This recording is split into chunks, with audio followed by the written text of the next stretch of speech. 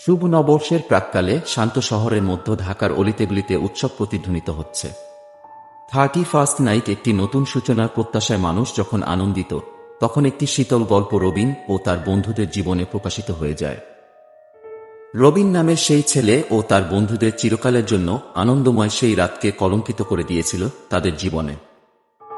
হাসাহাসি এবং আতশবাজির মধ্যে শহরের পুরান ঢাকার দক্ষিণ উপকণ্ঠে একটি নির্জন প্রাসাদ দাঁড়িয়েছিল, যা তার ভয়ঙ্কর ইতিহাসের জন্য সবার কাছে পরিচিত ছিল।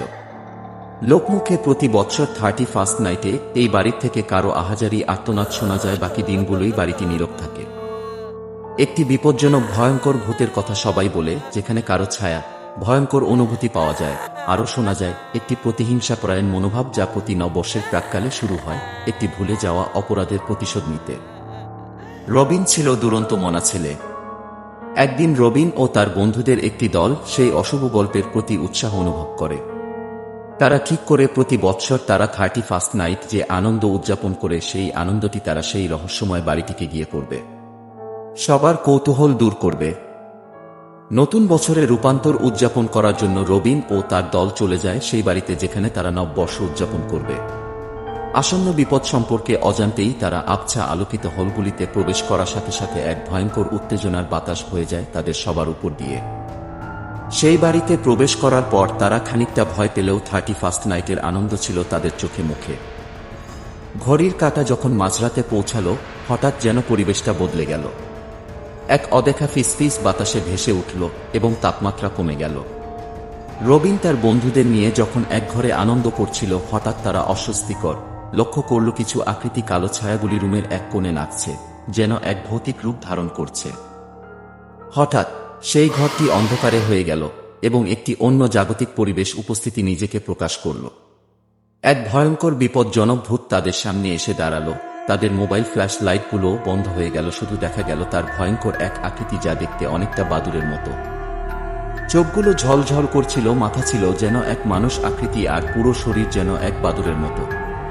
ছায়াটা বেশি স্পষ্ট ছিল না, তবে অন্ধকারে তার মাথাটা দেখাচ্ছিল, যেখানে চোখ ছিল একটি, যা ছিল একদম মাথার মাঝখানে। বিপজ্জনক ভূত রাগে যেন নরপশুর মতো খচ খচ করছে।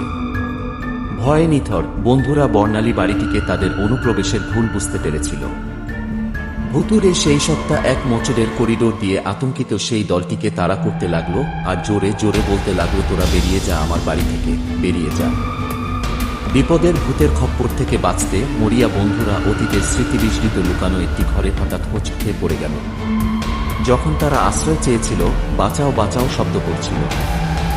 সেই রুমটি থেকে এক ভয়ঙ্কর আওয়াজ এলো এবং একটি বিশ্বাসঘাতকতা এবং ট্র্যাজেডির ভুলে যাওয়া এক দুঃখের গল্প প্রকাশ করল তাদের, যা ভূতকে তার ভৌতিক অস্তিত্বের সাথে ঘিরে ধরে আছে। ভূতটি তাড়া করা যখন বন্ধ করল, সাথে সাথে বন্ধুরা ভয়ে কাঁপতে কাঁপতে প্রতিহিংসা পরায়ণ আত্মার সাথে যোগাযোগ করার চেষ্টা করল, আর সবাই বলল, আমরা কি করেছি তোমার সাথে, আমাদের ছেড়ে দাও। সেই ভূতটি তাদের তার করুণ কাহিনী সম্পর্কে বলতে লাগল। তার কোনো এক বন্ধু তাকে এই 31st নাইটে আনন্দ করার জন্য এই বাড়িতে নিয়ে আসে এবং সামান্য কিছু টাকার জন্য রান্নাঘরের বটি এক দাঁড়ালো দাঁড়িয়ে তাকে 8 টুকরো করে বস্তায় ভরে এই বাড়ির সেই করিডোরের নিচে পুঁতে রেখে চলে যায়। তারা ছিল 4 জন। আমি ছিলাম একা। ভূতটি আরো বলতে লাগলো, আমি কি দোষ করেছি? তাই আমি এখন তোদের সবাইকে খুন করব, কারণ তোরা ও 4 জন। যদি তোরা আমার উপর যে জুলুম হয়েছে তার বিচার করতে সাহায্য করিস, আমি তোদের ক্ষতি করব না। আমি বিচার চাই, বিচার চাই। রবিন ও তার বন্ধুরা ভূতটির করুণ কাহিনী শুনে কষ্ট পেল এবং তার আসামিকে খুঁজে বের করবে, তার বিচার করবে, তাকে প্রতিশ্রুতি দিল। সাথে সাথে ছায়াটি অদৃশ্য হয়ে গেল। বেশ কয়েক মাস পর তারা তার খুনিকে খুঁজে পেল এবং প্রমাণসহ তাদের 4 জনকেই পুলিশ শপথ করল।